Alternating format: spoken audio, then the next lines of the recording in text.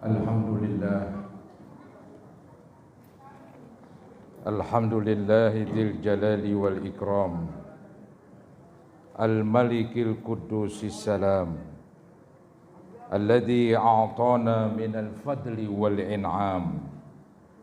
Ashhadu an la ilaha illallah wahdahu la syarika lah, alladzi awdahal ahkam wa bayyanal halala wal haram. Wa ashhadu anna sayyidina wa nabiyyana Muhammadan abduhu wa rasuluh, afdalu mursalin wa akmalu imam. Allahumma salli wa sallim wa barik ala sayyidina wa maulana Muhammad wa ala alihi wa ashabihi al-a'immatil a'lam. Amma ba'd. Fa ya ayyuhal muslimun, usikum wa iyaya bitaqwallahi wa ta'atihi, faqad fazal muttaqun wa khasiral kafirun. Hadirin kaum muslimin rahimakumullah, segenap jamaah Masjid Jami' Al-Inayah yang saya muliakan. Mudah-mudahan kita termasuk yang dimuliakan oleh Allah Subhanahu wa taala. Amin ya rabbal alamin. Dengan mengucapkan syukur alhamdulillah di siang Jumat ini dengan kesehatan, dengan kesempatan dan juga dengan kekuatan yang Allah berikan kepada kita bisa hadir berkumpul kembali untuk melaksanakan salah satu kewajiban kita kepada Allah, yaitu kewajiban sholat Jumat. Penuh harapan kita semoga sholat yang nanti kita akan laksanakan mudah-mudahan diterima dan diijabah oleh Allah Subhanahu wa taala. Dan juga kita mengharap semoga Allah Subhanahu wa taala selalu membukakan pintu hati dan pikiran kita, sehingga dengan mudah kita dapat menerima dan menyerap nasihat-nasihat dan petuah-petuah agama. Amin ya rabbal alamin. Hadirin saudara-saudara kaum muslimin rahimakumullah, sudah menjadi kehendak dan iradat Allah Subhanahu wa taala menjadikan manusia senang kepada harta. Siapapun dia, apapun jabatannya, bahkan yang sudah kaya pun senang kepada harta. Itulah saudara-saudara bawaan sifat manusia sejak lahir sampai mati. Ada firman Allah Subhanahu wa taala yang menjelaskan, yaitu ayat yang berbunyi wa tuhibbunal mala hubban jamma. Artinya kamu sangat mencintai harta. Ini ayat jelas-jelasan menjelaskan bahwa manusia itu sangat senang kepada harta. Di ayat yang lain hampir sama maksudnya, yaitu ayat yang berbunyi wa innahu lihubbil khairi lasyadid. Sesungguhnya manusia sangat cinta kepada harta. Begitulah saudara-saudara sifat manusia sejak lahir. Kita bisa perhatikan anak kita ya. Kalau kita kasih sesuatu, pasti dia akan minta lagi. Apalagi yang disenangin. Padahal anak kita tuh yang masih kecil, kita nggak ajarin ya, untuk minta ini, minta itu. Tapi bawaannya demikian saudara-saudara. Dia senang kepada sesuatu yang bernilai. Nah, ini juga salah satu bukti bahwa memang bawaan manusia itu senang kepada sesuatu yang namanya bernilai, ya diantaranya harta. Hadirin saudara-saudara, senang kepada harta ya sesuatu yang wajar, tapi yang kurang wajar bila mana terlalu senang begitu. Sangat cinta kepada harta, ya memang kita butuh harta untuk hidup, butuh harta saudara-saudara. Mulai dari makan, pakaian, tempat tinggal, dan seterusnya, semuanya butuh harta. Jadi kalau manusia senang kepada harta, itu hal yang wajar. Tapi yang buruk ini berlebihan senangnya. Akibatnya apa yang terjadi? Ketika manusia berlebihan senangnya kepada harta, membuat dia buta dan tuli. Bolehlah kita sebut cinta itu buta. Tapi bukan cinta kepada lawan jenis di sini. Cinta kepada harta. Terlalu cinta kepada harta membuat matanya jadi buta. Artinya saudara-saudara, dia tidak melihat mana yang halal. Ya. Dia tidak mau mengetahui mana yang baik. Yang penting istilahnya hantam kromo. Yang penting harta. Mau dari yang halal mau dari yang haram, langsung disabet saudara-saudara. Begitu. Ini karena terlalu di sini, sehingga matanya buta, nggak bisa membedain mana yang dibolehkan, mana yang tidak, mana yang halal, mana yang haram. Memang untuk mengenal yang halal dan haram ya wajib punya ilmu. Ini wajib belajar di sini. Kalau tidak, sadar atau nggak sadar, dia nggak bisa bedain mana yang halal dan haram, sehingga akibatnya jadilah dia buta, nggak mengetahui mana yang halal dan haram. Bahkan ya istilahnya bukan saja buta, juga saudara-saudara tuli alias budek, karena terlalu cinta, nggak mau dengar nasihat-nasihat, nasihat di dalam khutbah, nasihat dalam pengajian.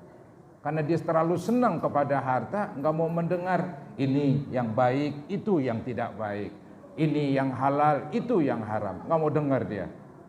Yang penting keinginannya terlampiaskan. Ini saudara-saudara yang buruk, ini yang jelek, berlebihan mencintai harta. Kalau sebatas mencintai, nampaknya ini hal yang wajar. Saudara, ada hadis Nabi yang menjelaskan memang manusia sangat cinta kepada harta, yaitu hadis yang berbunyi, lau anna libni adam wadiyan min dhahab, seandainya manusia punya satu lembah emas, bukan satu gudang, satu lembah lebih besar dari gudang, begitu ya. Anggaplah manusia punya satu gudang emas, apa yang terjadi? Ahabba ayyakuna lahu wadiyani, dia ingin punya 2 lembah lagi, dia ingin punya 2 gudang. Kemudian setelah punya 2 gudang, apakah dia berhenti? Tidak, saudara-saudara, terus dan terus. Begitu watak manusia. Berhenti-berhentinya bila mana udah meninggal dunia, bila mana sudah dimasukkan ke dalam kuburan, dia sudah makan tanah, mencium bumi, maka berhentilah dia dengan harta yang dicintai. Ini yang disebut walai yamla'a jawfahu illa turab.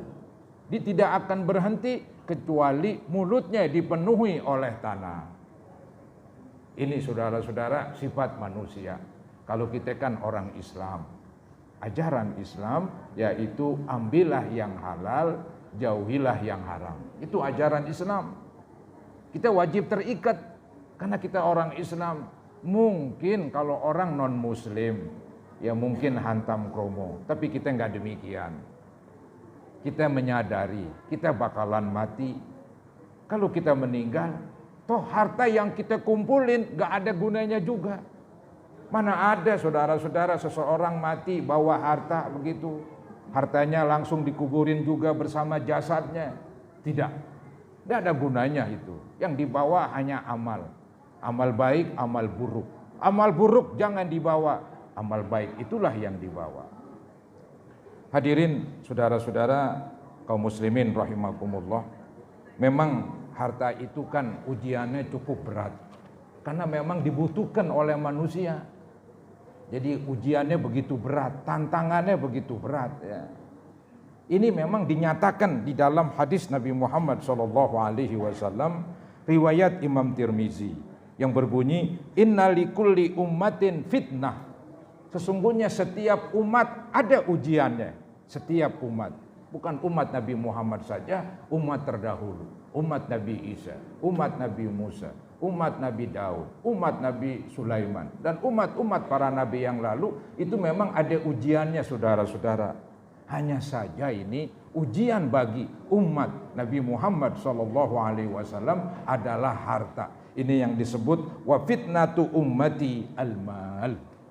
Sesungguhnya ujian buat umatku adalah harta.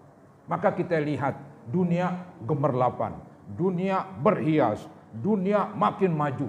Alat komunikasi canggih, perlengkapan rumah tangga, kendaraan, rumah, ini menggiurkan. Ini menggiurkan saudara-saudara. Sehingga manusia terdorong untuk punya harta biar banyak. Mau dari haram, mau dari halal, yang penting punya uang. Sehingga apa yang diingini didapat, saudara-saudara, dengan harta tersebut. Ini juga, saudara-saudara, ujian berat. Tapi balik lagi, kita orang Islam. Kita menyadari bahwa dalam Islam ada peraturannya. Maka dari itu wajib belajar, wajib mengetahui mana yang halal, mana yang haram. Sehingga dia bisa menjauhkan yang haram dan mengambil yang halal. Kalau dia tidak mengerti, sadar atau enggak sadar, dia akan terperosok, saudara-saudara. Hadirin kaum muslimin rahimakumullah. Ada lagi hadis yang memberikan peringatan, yaitu yang berbunyi riwayat hadis Imam Bukhari.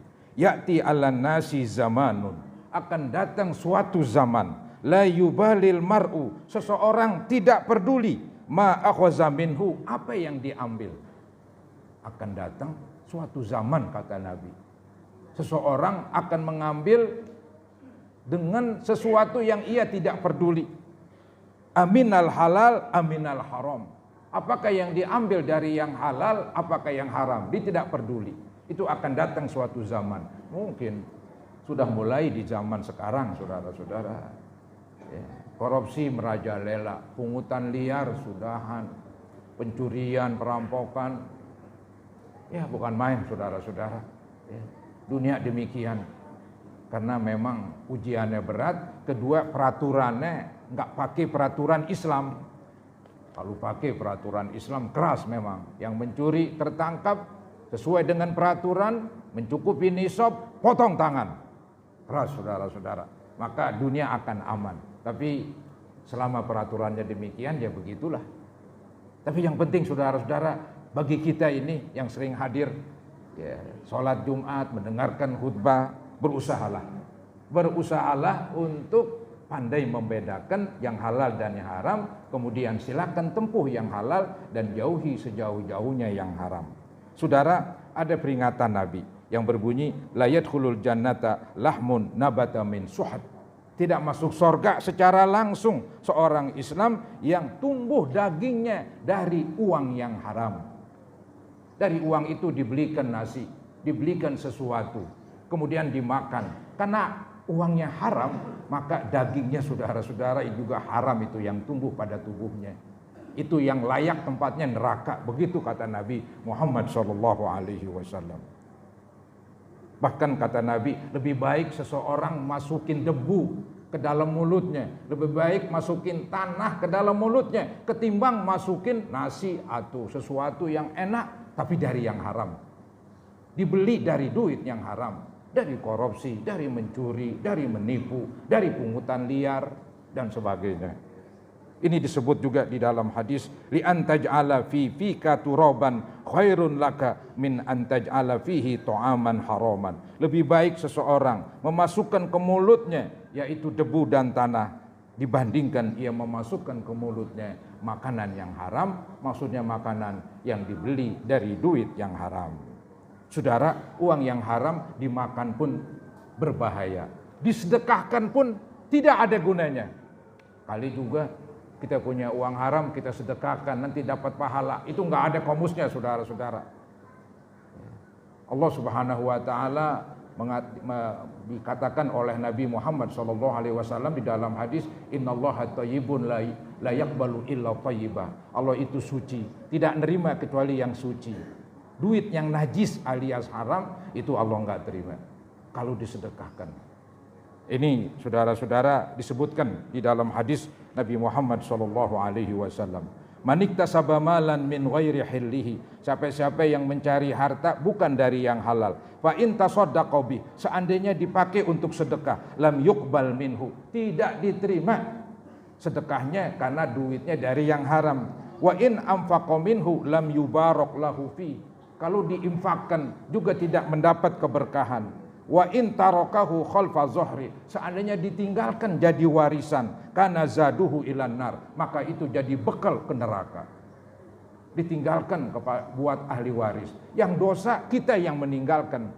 Kita ini yang mula-mula memiliki harta yang haram, kemudian kita wariskan kepada anak-anak. Kita sendiri, saudara-saudara, yang memikul dosanya. jadi bekal ke neraka, bukan bekal ke surga. Jadi untuk itu mari saudara-saudara kita berusaha sebisa-bisanya ya untuk menghindari dari hal-hal yang diharamkan oleh agama kita ya.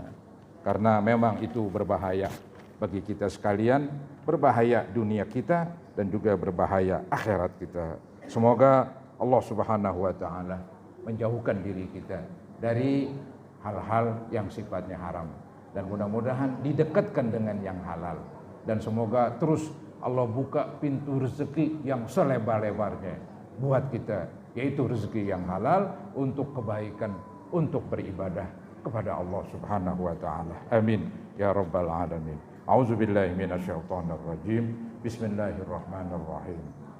Wa may yuqa shuhha nafsihi fa ulaika humul muflihun.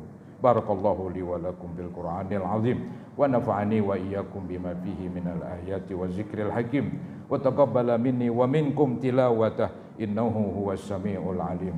Aqulu qawli hadza wa astaghfirullah li wa lakum wa li walidayya wa li walidikum wa li jami'il muslimina wal muslimat wal mu'minina wal mu'minat fastaghfiruhu innahu huwal ghafurur rahim.